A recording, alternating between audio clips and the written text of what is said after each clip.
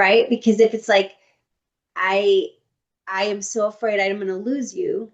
You matter so much to me that if I share this, am I going to hurt your feelings and we're going to break. I don't want to break us.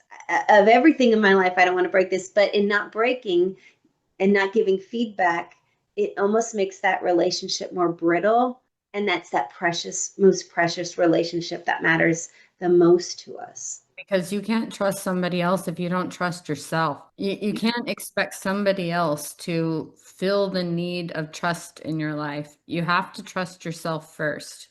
And I think that is that part that we're all working on, but that is trusting that emotional center, right? That feminine energy, that intuition. And a lot of times there's not a balance. That overthinking mind takes over, or you have been, you know, programmed, or society has normed it to keep yourself small and then not trust in yourself. But then you're wanting trust from this person in your relationship, but you're not showing up with trust, and you don't even trust yourself.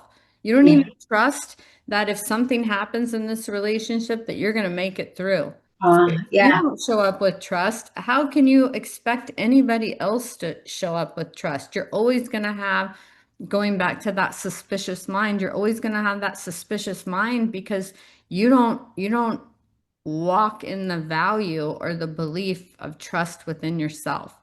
And I'm not saying that's easy. I'm working on that. I don't think I've ever trusted myself. Like I said last week, it's that always that need for external validation instead of that internal validation, right? I want other people to tell me that I am doing a good job or that I'm okay or that I'm strong enough. When what does that mean? That means that I'm not doing that for myself. Nobody can fill that role.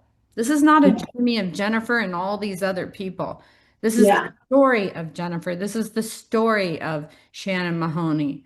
These other people are toppings and important, impactful people in our life that come along, but it's the story of you. So you have to believe those things yourself. And that is very hard to do.